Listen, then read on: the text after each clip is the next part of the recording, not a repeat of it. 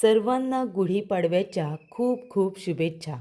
तर प्रेक्षकांनो, तू ही रे माझा मितवा या मालिकेच्या आजच्या भागामध्ये आपण बघूया. इथे ईश्वरीने अर्णवला स्पष्टपणे सांगितलेलं असतं, घराच्या वाटण्या होणार नाहीत. तेव्हा इथे अंजली पुन्हा त्याच्यावरती टिप्पणी करत असते. ईश्वरी सरळ जाते, काडीपेटी घेऊन येते आणि प्रॉपर्टीचे पेपर जे काही आता वाटण्यांचे असतात ते तिने जाळून टाकलेले असतात. त्या पेपरला तिने काडीच लावलेली असते. सगळे पेपर अर्धवट जळाल्यानंतर ती ते पेपर खाली टाकून देते. अंजलीला भयंकर राग आलेला असतो की ईश्वरीने वाटण्या थांबवलेल्या असतात. तेव्हा अर्णवला राग येतो. अर्णवला वाटतं की माझ्या बहिणीचा आनंद ज्या गोष्टीमध्ये आहे ती गोष्ट मला तिला द्यायची आहे. अर्णव म्हणतो, मी सिंदोर, हे सगळं काय आहे? हे काय वागणं आहे तुझं? तेव्हा इथे ईश्वरी म्हणते, सर, हे मी का केले तुम्हाला चांगलंच माहिती आहे. तेव्हा अर्णव म्हणतो, माझ्या ताईला जे हवं होतं ते मला तिला द्यायचं होतं. तेव्हा वल्लरी म्हणते, एक मिनिट अर्णव, आज ईश्वरीने जे केलं ना ते एकदम बरोबर होतं. अरे, हे सगळं तू तुझ्या कष्टाने उभं केलेस. त्याच्यामध्ये वाटणी मागण्याचा अधिकार कुणालाच नाही आहे. तेव्हा इथे अर्णव म्हणतो, पण माझ्या ताईला जर काय हवं आहे तर द्यायला नको का? तेव्हा आकाश म्हणतो, दादा, जे काही ईश्वरीने केलं ना एकदम बरोबर केलं. टू बी ऑनेस्ट, मला पण असंच वाटतं की वाटण्या व्हायला नको. अरे, हे सगळं जे काही आहे ते तुझ्या कष्टाने तू उभं केलेस ना, मग त्याच्यामध्ये वाटणी मागण्याचा अधिकार कुणालाही नाही. त्यामुळे मला असं वाटतं की वाटण्या नाही झाल्या तर जास्त बरं होईल. आणि तसंही या घरामध्ये वाटण्या मागण्यासाठी कुणाला काही कमी पडत नाही आहे. तू सगळ्यांची व्यवस्थित काळजी घेतोयस दादा, कुणालाही कशाचीही कमी पडू देत नाही आहेस. मग या वाटण्या वगैरे कशाला? तेव्हा मामा म्हणतात, आकाश, तू गप्प बस. हा दोन बहीण भावाचा प्रश्न आहे. त्यांना जे योग्य वाटतंय ना ते त्यांना करू दे. आपल्याला मध्ये बोलायचा अधिकार नाही. तेव्हा इथे अर्णव म्हणत असतो, मी सिंदोर, तुला पेपर जाळायची गरज नव्हती, हे सगळं करायची गरज नव्हती. तेव्हा ईश्वरी म्हणते, सर, हे सगळं मी का केलं तुम्हाला माहिती आहे ना? मला माहिती आहे प्रॉपर्टीचा हिस्सा मागणं हा अंजलीताईने स्वतःच्या डोक्याने केलेला विचार नाही आहे. आणि हे सगळं कुणी त्यांच्या डोक्यात भरवले ना हे तुम्हालासुद्धा चांगलंच माहिती आहे. तेव्हा प्रेक्षकांनो, इथे आता अंजली म्हणते, ईश्वरी, बाद झाला आता. तू माझ्या नवऱ्याला या सगळ्यामध्ये खेचू नकोस, कळलं ना? प्रॉपर्टीचा हिस्सा मी मागत होते. हां, आता मला कळतंय हे सगळं तू का करतेस. म्हणजे आकाशची बायको नम्रता, तुझी बहीण या घरामध्ये येणार आहे ना, तिच्या भविष्याची काळजी आहे तुला, म्हणून वाटण्या होऊ दिल्या नाहीस ना? तेव्हा मामा म्हणतात, अंजली, आता बास झाला. हा, हे अति होतं आहे. या सगळ्यामध्ये तू विनाकारण नम्रताला खेचू नकोस, तिचा इथे काही संबंध नाही आहे. तेव्हा इथे अंजली म्हणते, मामा, अरे, ही मुद्दामून करते सगळं, तुला कळत नाही आहे. अरे, हिची हिंमत किती वाढले बघ. माझ्यामध्ये आणि चिंटूमध्ये तिने भांडण लावून दिले रे. आणि मी वाटणी मागितली, त्याच्यामध्ये चुकीचं काय केलं? माझ्या भविष्यासाठी, माझ्या बाळाच्या भविष्यासाठी मागितली होती ना. तेव्हा इथे अंजली म्हणते, बघितलं चिंटू, ह्या मुलीने वाटण्या थांबवल्या कारण ही स्वार्थी आहे ना. तिला इथे प्रॉपर्टीचा हिस्सा मिळेल की नाही म्हणून करते ही सगळं. अगं बाई ईश्वरी, अगं तू अर्णवची बायको आहेस ना, मग 50% जी काही आता प्रॉपर्टी त्याच्याकडे येणार आहे त्याच्यामध्ये तुला तुझा हिस्सा मिळाला असता. कशाला उगाच वाटण्या थांबवल्यास? चिंटू, बघतोयस ना, अरे, या मुलीने आपलं घर पूर्णपणे कंट्रोल केलं आहे आणि तू सुद्धा आहे ना तिचंच ऐकायला लागलेस. प्रॉपर्टीचे पेपर फाडण्या इतकी मजल गेली तिची. आधीच तिचा आणि तिच्या घरच्या लोकांचा खर्च करतोयस, आता तिला याच्यामध्ये सुद्धा हिस्सा हवा आहे. तेव्हा इथे ईश्वरी म्हणत असते, अंजलीताई, तुम्ही एकदा माझं ऐकून तरी घ्या ना. तुम्ही काय ऐकूनच घेत नाही. तुमचा निर्णय कसा चुकीचा आहे ना हे मी तुम्हाला 48 तासांमध्ये सांगू शकते. 48 तासांमध्ये सांगू शकते, तसे पुरावे सादर करेन मी. तेव्हा इथे अंजली म्हणते, हो, मला माहिती आहे. 48 तासांमध्ये तू यांच्या विरोधामध्ये पुरावे गोळा करशील, हे कसे चुकीचे आहेत हे मला सांगशील. मागेसुद्धा चिंटूच्या खांद्यावरती बंदूक ठेवून तू हेच केलं होतंस ना. जे तुला आत्ता करायचं आहे मी पण बघते. नाही तू आणच यांच्या विरोधात पुरावे. तू काय आणतेस ना ते मला बघायचेच आहेत. तेव्हा इथे सगळेजण आता आपापल्या रूममध्ये गेलेले असतात. अर्णवला राग येतो. ईश्वरीचा हात पकडतो, तिला आपल्या रूममध्ये घेऊन येतो आणि म्हणतो, मी सिंदूर, हे काय आहे सगळं? हे काय आहे तुझं वागणं? खाली असं का केलंस तू? माझ्या बहिणीला तिचा वाटा हवा होता, मी देणार होतो तिला, तू का असं केलंस? तेव्हा ईश्वरी म्हणते, सर मला माहिती आहे मी काय केलं आहे ते. भावनेच्या भरात कुठलाही निर्णय घेऊ नका. चुकीचा निर्णय घेण्यापासून मी तुम्हाला थांबवलं आहे. आणि सर कसल्या वाटण्या? अहो या घरामध्ये आजी नाही आहेत, त्या सगळ्यात मोठ्या आहेत ना. फक्त तुमच्या दोघांचंच घर आहे का हे? सर सांगा बरं. या घरामध्ये अजूनही माणसं राहतात. हा प्रश्न फक्त वाटणीचा तुमच्या दोघांचा नाही आहे. मामा आहेत, मामी आहेत, आकाश सर आहेत, त्याचबरोबर आजी आहेत सगळ्यात महत्त्वाच्या. मग त्या इथे नसताना एवढा मोठा निर्णय का? या वाटणीमध्ये कुणाचीही मर्जी सामील नाही आहे. म्हणून मी तुम्हाला एक बायको म्हणून थांबवलं. या सर, माझ्याबरोबर इकडे या. मी गणूबाप्पांची शपथ घेऊन सांगते, माझा याच्यामध्ये कुठलाही स्वार्थ नाही आहे. प्रॉपर्टीचा हिस्सा मला हवा आहे, मला काहीतरी हवं आहे, म्हणून मी काहीच केलेलं नाही आहे सर. तेव्हा अर्णव म्हणतो, हे बघ मी सिंदूर, मला माहिती आहे तुला प्रॉपर्टीचा हिस्सा वगैरे नको आहे, तुला हे सगळं करायची गरज नव्हती. पण तेव्हा ईश्वरी म्हणते, का गरज नव्हती सर? अहो अंजलीताई हे सगळं स्वतःच्या बुद्धीने करतच नाही आहेत. त्या राकेशने त्यांच्या डोक्यामध्ये इतका आपल्या विरोधामध्ये विष पेरलं आहे की तुमच्यावरती जीवापाड प्रेम करणाऱ्या अंजलीताईंनी तुमच्याकडे वाटा मागितला. सर थोडा विचार करा सर. ही प्रॉपर्टी तुम्ही अंजलीताईंच्या नावावरती केलीत ही, पण ती प्रॉपर्टी काय फक्त त्यांच्या नावावरती राहणार आहे? राकेशने त्यांच्यावरती इतका कंट्रोल केला आहे ना की तो गोड गोड बोलून संपूर्ण प्रॉपर्टी स्वतःच्या नावाने करून घेऊ शकतो. आणि सर हे सगळं तुम्ही तुमच्या कष्टाने उभं केलं आहे ना. हा बिझनेस, सात्विक बिझनेस, हा तुम्ही तुमच्या आईच्या नावाने उभा केला आहे. मग आता तुम्ही मला सांगा, त्या बिझनेसचं काय? आणि मार्केटमध्ये तुमची जी गुडविल आहे त्याचं काय? हा राकेश तुमच्या बिझनेसची मुद्दामून इथे वाट लावू शकतो. मार्केटमध्ये असलेलं जे गुडविल आहे त्याला गाळबोट लावू शकतो. तुमच्या आईच्या नावाने सुरू केलेला बिझनेस जर चुकीच्या पद्धतीने पुढे गेला किंवा त्याची बदनामी झाली तर तुम्हाला चालणार आहे का सर? सांगा ना. अंजलीताई व्यवस्थित सगळं काही करतील, पण राकेशवरती तुमचा विश्वास आहे का सर? उद्या जाऊन त्याने जर आपल्या सगळ्यांना घरातून बाहेर काढलं तर? अर्णव म्हणतो की मी माझ्या ताईसाठी सगळं सहन करेन. ईश्वरी म्हणते, हो कराल तुम्ही. मला लहान घरामध्ये राहायची सवय आहे. ताईच्या प्रेमासाठी तुम्ही कुठेही ॲडजस्ट कराल. पण हे सगळं आजी, त्याचबरोबर मामा मामी आकाश सर यांनी का सहन करायचं? म्हणून मी हे सगळं केलं. राकेशने चुकीच्या पद्धतीने बिझनेस घशात घालू नये एवढीच माझी इच्छा आहे सर.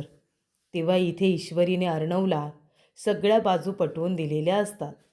तेव्हा अर्णवला एक फोन येतो वॉचमन काकांचा आणि लगेचच अर्णव खाली धावत जातो. तर इथे अंजलीने राकेशला फोन करून सांगितलेलं असतं, ईश्वरीच्या बाबतीत तुमचा अंदाज अगदी खरा ठरला. ईश्वरी खरंच आपलं घर तोडायलाच आली. मी चिंटूलासुद्धा म्हणाले की आपलं घर ईश्वरीने तोडलं म्हणून, आपल्या दोघांना एकमेकांच्या विरोधात ईश्वरीने उभं केलं म्हणून, असं मी चिंटूलासुद्धा म्हणाले. तुम्हाला माहिती आहे त्या ईश्वरीने काय केलं? प्रॉपर्टीचे पेपरवरती अर्णव सही करणारच होता, तेवढ्यात तिने प्रॉपर्टीचे पेपर जाळून टाकले. आता काय करायचं आपण? तेव्हा इथे राकेश म्हणत असतो की अंजली येतोय मी, जे काही करायचं ते आपण आता कायद्याने करायचं, कायद्याने आपला हिस्सा मागायचा. तेव्हा ती म्हणते, अहो तुम्ही लवकर या हो, मी एकटी पडले अगदी इथे, असं वाटतंय तुमच्याशिवाय माझं कुणीच नाही आहे. त्यानंतर वॉचमन काकांनी बोलावलेलं असतं कारण एक दादा बाहेर आलेले असतात. तो इथे तमाशा करत असतो, कुठे राकेश, राकेशला बोलवा. तेव्हा अर्णव म्हणतो, हे बघा शांत बसा, तुम्हाला राकेश हवा आहे ना, मी तुम्हाला राकेश देईन, पण आपण शांतपणे बसून बोलूया. दादाची अरेरावी काही थांबतच नसते. तेव्हा इथे अर्णव त्याचा हात पिरगळतो आणि म्हणतो, एक मिनिट, मला भांडणं आवडत नाही, मारामारी आवडत नाही, जे काही बोलायचं आहे शांतपणे बोलूया. तेव्हा दादा म्हणतात की राकेशने मला फसवलं, त्याला इथे याला टोपी लाव त्याला टोपी लाव अशी करायची सवय आहे, पोरींना फसव, जुगार खेळ, असा सगळा त्याचा खेळ असतो. त्याने आमच्याकडून सुद्धा पैसे घेतलेले आहेत आणि आता किती दिवस झाले फोन उचलत नाही आहे, कुठेतरी गायब झाला आहे, म्हणून आम्ही इथे आलो आहे. तेव्हा ईश्वरी म्हणते, पण तो आता इथे नसतो, तो चाळीमध्ये राहायला गेला आहे, तिथून इथे आलेलाच नाही आहे. तो म्हणतो चाळीतल्या घरामध्ये सुद्धा गेलो, पण तो तिथे पण नाही आहे, कुठे गायब झाला आहे काय माहिती, म्हणून इथे शोधत आलो. तेव्हा इथे अर्णव म्हणतो, हे बघा, आपण शांतपणे थोडं बसून बोलूया. इथे सगळ्यांसाठी थंड ज्यूस आणलेला असतो आणि त्याचबरोबर एक ब्लँक चेकसुद्धा. तेव्हा अर्णव म्हणत असतो की राकेशने जसं तुम्हाला फसवलं आहे तसं मला तर खूप जास्त फसवलं आहे. तुम्हाला तो राकेश नाईक म्हणून भेटला, तसं मला राजेश भोसले म्हणून भेटला आणि आज त्याने माझं खूप मोठं नुकसान केलं आहे. तेव्हा तुम्हाला त्याच्याकडून बदला घ्यायचा आहे, मलाही बदला घ्यायचा आहे. आपण दोघेजणं एक टीम होऊ आणि त्याला पकडू. मी तुम्हाला इथे हा ब्लँक चेक साईन करून देतो आहे. रक्कम तुम्हाला जेवढी टाकायची आहे तेवढी, पण एक गोष्ट लक्षात ठेवा, मी सांगेन तसंच करावं लागेल. कळलं तुम्हाला?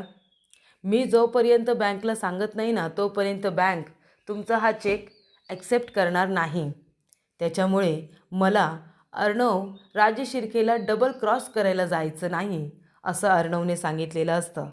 तेव्हा दादा म्हणतात, अहो बिझनेस आम्हाला बी कळतो, शब्द दिला म्हणजे दिला. दादाला पैशाची भाषा कळते आणि दादाला प्रामाणिकपणाही कळतो. काळजी करू नका, तुम्ही फक्त सांगा काय करायचं आहे ते, काम तुमचं होऊन जाईल. तेव्हा ईश्वरी म्हणते, सर अहो तुम्ही यांना एवढे पैसे का दिले? तेव्हा इथे अर्णव म्हणतो, कारण आपल्याला राकेशच्या विरोधात जर पुरावे गोळा करायचे असतील तर हा दादाच त्याला आपल्यापर्यंत पोहोचू शकतो, म्हणून त्याला मी इतके पैसे दिलेले आहेत. तेव्हा इथे अंजली आपल्या आईचा फोटो बघत असते. तिने आईचा फोटो काढलेला असतो आणि ती म्हणत असते, आई, ईश्वरी अशी वागेल या गोष्टीचा मी कधी विचारच केला नव्हता गं. नाही, मी खरं सांगते, मला ती खूप चांगली वाटत होती, पण आता ती तिचे खरे रंग दाखवते गं. मला कधी वाटलंसुद्धा नव्हतं की ईश्वरी माझ्यासोबत अशी वागेल, पण तिने आपल्या चिंटूला बदलवलं, माझ्यामध्ये आणि चिंटूमध्ये फूट पाडली. तेव्हा इथे अर्णव रूममध्ये आलेला असतो. ईश्वरी त्याच्याकडे बघून हसत असते. अर्णव म्हणतो, काय झालं, तू का अशी माझ्याकडे बघून हसतेस? तेव्हा ईश्वरी म्हणते, सर तुम्ही त्या दादाचा हात कसा पिरगळला हो, मी तर बाई फॅन झाले तुमची. किती छान पद्धतीने तुम्ही त्यांना धडा शिकवला, हँडल केलं. नाही सर, खरंच सांगते, मी तर एकदम फॅनच होऊन गेले तुमची. तेव्हा अर्णव म्हणतो, बरं बरं, बाद झालं आता, एवढी पण माझी स्तुती करायची काही गरज नाही आहे. तेव्हा ईश्वरी म्हणते, सर बरं ते सगळं जाऊ द्या, माझ्या डोक्यात एक प्लॅन आहे, आपण तसं करूया का? सर आता तुम्ही सांगा, आपण अंजलीताईंची एवढी एक्स्ट्राची काळजी कशाला घेतो? राकेशने त्यांना काही करायला नको म्हणून, पण आता आपल्याला राकेशला सगळ्यांसमोर एक्सपोज करायचं आहे. मग राकेश नक्की कसा आहे हे आपण जर आपल्या घरातल्या लोकांना सांगितलं तर ते सुद्धा आपली मदत करतील ना अंजलीताईंची काळजी घ्यायला, आणि मग आपण राकेशला सगळ्यांच्या समोर एक्सपोज करायचं. कसं वाटतंय सर तुम्हाला? तेव्हा इथे अर्णव म्हणतो की तुझा प्लॅन बरोबर आहे, घरातल्या लोकांना सत्य माहिती पाहिजे. तेव्हा इथे वल्लरी आता भयंकर चिडलेली असते. वल्लरी म्हणते, बघा बघा तुम्ही, बघा त्या ईश्वरीची हिंमत बघा, वाटण्या करू दिल्या नाही तिने, वाटण्या थांबवल्या. तेव्हा इथे मामा म्हणतात, अगं पण मगाशी बाहेर तर तू त्या ईश्वरीची बाजू घेतलीस ना, की तिने जे केलं ते योग्य केलं म्हणून, मग आता हे काय वागतेस तू? तेव्हा वल्लरी म्हणते, हो मी बाजू घेतली तिची. अहो पण जेव्हा तिने सांगितलं की वाटणे होणार नाही, तेव्हा तुम्ही कुणीच काही बोललं नाहीत. मग हे शब्द तुम्ही सगळेजणं का नाही बोललात? तुम्ही दोघांनी तुमचा हक्क अधिकार का नाही मागितला? तेव्हा मामा म्हणतात की हे सगळं आहे ना अर्णवचं आहे, त्याच्यामध्ये आपल्याला बोलायचा अधिकार नाही. तेव्हा आकाश म्हणतो, हो मम्मा, डॅड बरोबर बोलतायत, हे सगळं दादाचं आहे ना, मग त्याच्यामध्ये वाटण्या मागायचा अधिकार येतोच कुठे? ती म्हणते, संत मुलाला जन्म दिलाय मी, खरंच सांगते. तेवढ्यातच नम्रताचा फोन येतो आणि आकाश म्हणतो, नम्रता बोल ना. हा मी आलोच, आणि तो सरळ तिला भेटायला निघून जातो. तेवढ्यातच इथे ईश्वरी अंजलीचं ताट भरत असते. तेव्हा मामी म्हणत असते, ह्या ईश्वरीचं काय करावं काही कळत नाही, संपूर्ण घराला ह्या बाईने कंट्रोल करून ठेवले. पण ईश्वरी खरं सांगते, सोडणार नाही आहे मी तुला, अशी वाट लावून ठेवणार आहे ना, तेवढ्यातच ईश्वरी मामीला फोन करते, कारण अंजलीचं ताट भरायचं आहे. अंजली ईश्वरीच्या हातून ताट घेणार नाही, म्हणून ती मामीला म्हणते की मामी जरा येता का? अंजलीताई जेवल्या नाही आहेत, त्यांचं ताट त्यांच्या रूममध्ये घेऊन जाता का? तेव्हा ती म्हणते, वा गं, म्हणजे आधी तर तिला दुखवायचं आणि नंतर असं गोड गोड बोलायचं, बरोबर ना? कसं जमतं गं तुला हे सगळं? ती म्हणते त्या प्रेग्नेंट आहेत आणि तसंही त्यांनी गोळ्या वेळेवरती घेणं गरजेचं आहे, म्हणून म्हणते तुम्हाला जरा ताट नेऊन दिलं तर बरं होईल. तेव्हा प्रेक्षकांनो, ईश्वरी म्हणते की मामी काही येणार नाहीत, मला जावं लागेल. तेवढ्यातच इथे अंजली आलेली असते. तेव्हा ईश्वरी म्हणते, अंजलीताई, मी तुमचं जेवणाचं ताट वाढून ठेवले, या तुम्ही जेवून घ्या. तेव्हा इथे अंजली म्हणते, ईश्वरी, आपल्या दोघींचं भांडण झालं हे विसरलीस का तू? तेव्हा ईश्वरी म्हणते, ताई, आपलं भांडण झालं असं मी मानत नाही, आणि तसंही मगाशी मी जे बोलले ते रागाच्या भरात बोललेली नाहीच आहे. मी जे काही चुकीचं होतं ते फक्त मी तुम्हाला सांगून दिलं, बस, बाकी काही नाही. मला तुम्हाला चुकीचं ठरवायचं आहे किंवा मला कशावरती हक्क गाजवायचा आहे म्हणून मी काहीही केलेलं नाही आहे. आणि हे बघा, तुम्ही आहे ना, माझा राग जेवणावरती काढू नका आणि बाळावरती सुद्धा. तुम्हाला वेळेवरती खाणं गरजेचं आहे आणि तुम्ही वेळेवरती खा आणि गोळ्या घ्या. तेव्हा अंजली म्हणते, कसं जमतं ना गं तुला हे सगळं? म्हणजे आधी बोलायचं आणि नंतर असं गोडगोड वागायचं मला नाही जमत बाई. तू माझ्याकडे लक्ष न देता 48 घेतलीस ना तू स्वतःकडे. मग आता 48 तासांमध्ये माझ्या नवऱ्याच्या विरोधात तू काय पुरावे आणणार आहेस ना, ते मला आता बघायचेच आहे. तू ते आता गोळा कर. तर प्रेक्षकांनो, पुढील भागामध्ये इथे आता दादाने अर्णवला फोन करून सांगितलेलं असतं की त्या राकेशचा पत्ता लागला आहे, तो गोव्यामध्ये आहे, एका आयटमबरोबर मजा मारतोय. तेव्हा ईश्वरी म्हणते, काय झालं सर? तेव्हा अर्णव म्हणतो, राकेशचा पत्ता सापडला, तो गोव्यामध्ये आहे एका मुलीबरोबर. तेव्हा ईश्वरी म्हणते, काय? त्यानंतर प्रेक्षकांनो, इथे आता अर्णव म्हणत असतो, आता त्याला आपण बरोबर पकडायचं. तेव्हा इथे दादाला फोन करून त्याने सांगितलेलं असतं की राकेशला पकडायला जायचं म्हणून. दादाचा फोन परत आलेला असतो, कारण का त्या राकेशला एका माणसाने फोन करून सांगितलेलं असतं की दादा नावाचा माणूस तुम्हाला भेटायला आला आहे, तुम्ही लवकरात लवकर बाहेर या. तेव्हा राकेश तिथून गायब होतो. हा सगळा अर्णवच्या प्लॅनचा भाग असतो. तेव्हा इथे दादाचा फोन येतो. ते म्हणतात की राकेश आमच्या हातातून निसटला, पळाला तो. तेव्हा इथे अर्णव म्हणतो की राकेश पळालेला नाही आहे, तर राकेश माझ्या ट्रॅपमध्ये आता अडकलेला आहे, कारण ते सगळं अर्णवनेच घडवून आणलेलं असतं आणि त्याच पद्धतीने सगळ्या गोष्टी घडलेल्या असतात.